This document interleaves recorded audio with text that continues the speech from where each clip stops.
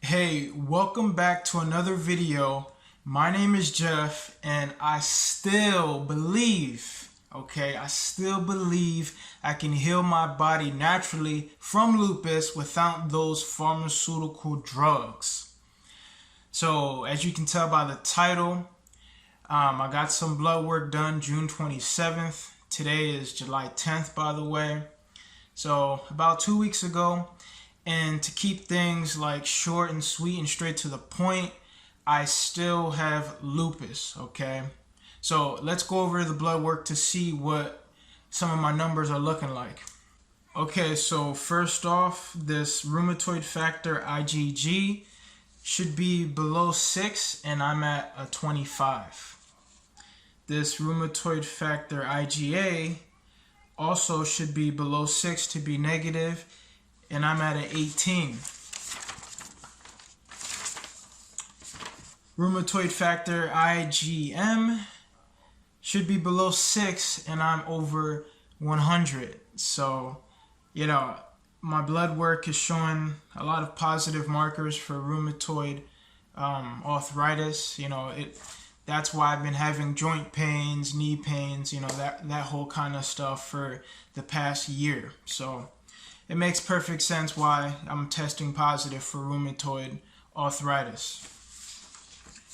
And my Sjogren's antibody, SSA, should be less than 1 to be negative, and I'm above 8. So clearly positive for Sjogren's, or one of the antibodies for Sjogren's.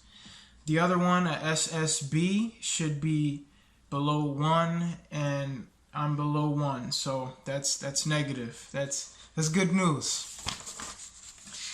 Okay. The C-reactive protein should be less than 8, and I'm at 28.9.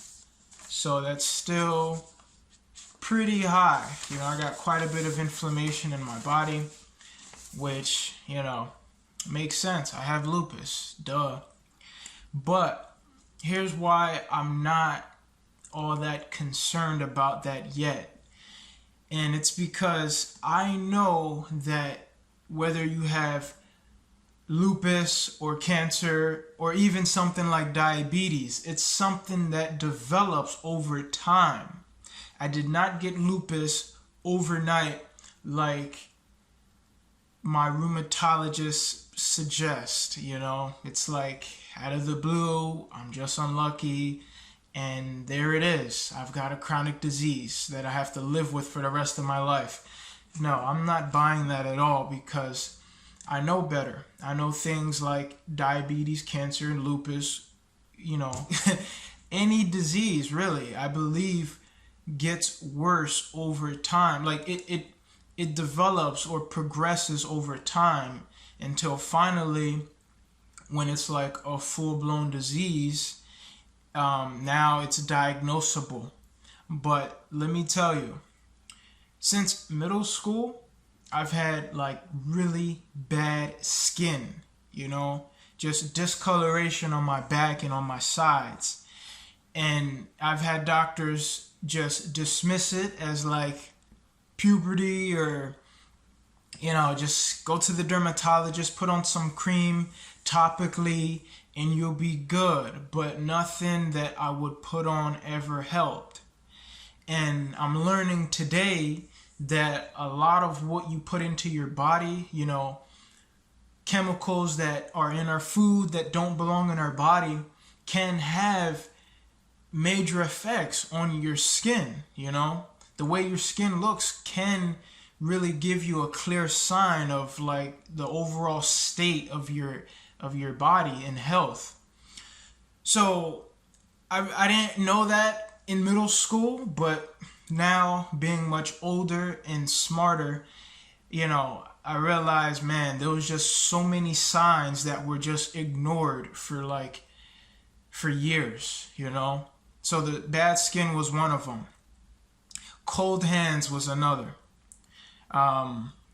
Swollen lymph nodes. Okay, I had one removed a few years back. I had a huge one underneath my chin, and yeah, I just had it removed. They did their testing on it, and it wasn't cancerous.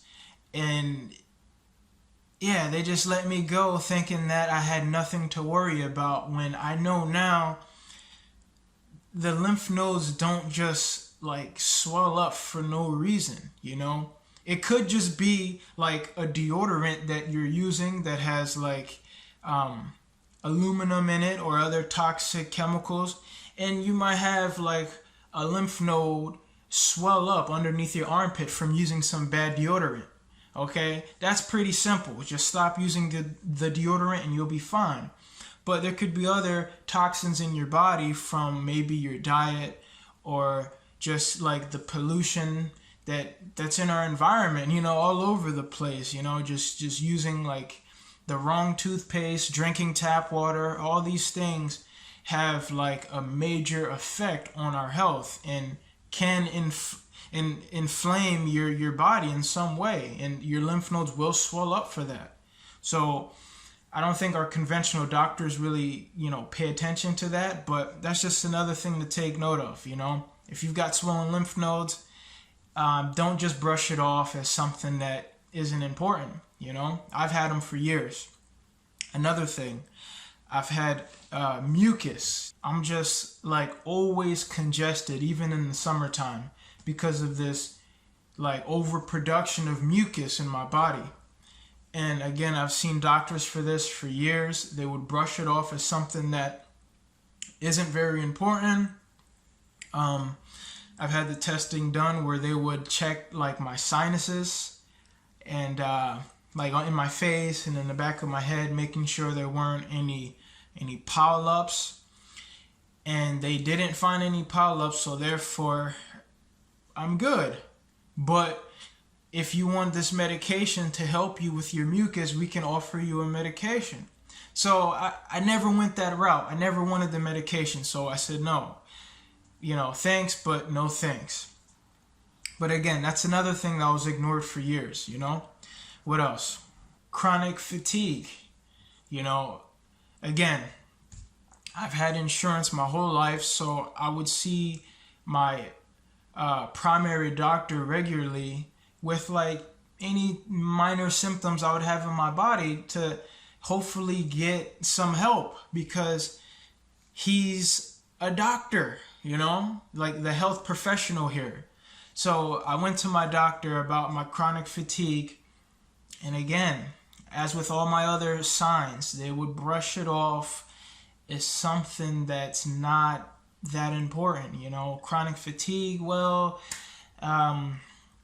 maybe you should sleep more. Like the help that you get from a conventional doctor is like minimal, okay? I really believe they're just there to prescribe you pharmaceutical drugs after, you know, things have already gotten so bad. There's nothing you can do on your own. Well, there's always something you can do, but it's like really hard for you to come back to your like natural state of health. Like they wait until it's like full-blown lupus, like in my case, before they start taking you seriously. So that's why I'm not like scared yet, okay? Like I knew I would still have lupus in my body, and when I get tested again next month in August, I'm pretty sure I'll still have like some lupus, you know, I'll still be positive for some lupus markers, because this stuff has been in my body progressively getting worse for years. So you can't really expect these things to just go away overnight. So yeah, there you have it. You know, I'm still very much positive for lupus. And yeah, just keep following me along my journey. I believe that I can reverse this naturally. I feel like much better already, even though, you know, my blood work shows that, you know, I still have lupus, but I haven't been on any medications since June 13th. That was my last day taking the taper prednisone. So Today's July 10th. It's about a month now, 0 medications, and I feel just fine. I feel pretty good. So I'm taking things slowly, one day at a time. And hopefully when I get retested in August, we can see some improved blood markers. So that's it for today's video. Comment, like, subscribe if you're new. And yeah, I'll see you in the next video.